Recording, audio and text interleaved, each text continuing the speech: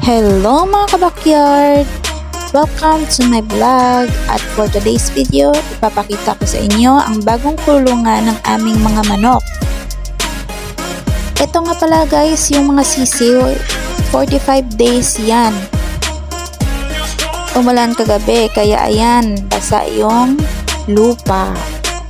Bibili pa kami ng trapal mga kabakyard kasi umaambon pag malakas yung ulan. Sinubukan namin mag-invest dito sa 45 days, baka sakaling mas bibilis yung pagpasok ng blessings. Ayan no, last week ang liliit pa niyan. Ngayon, malaki-laki na sila.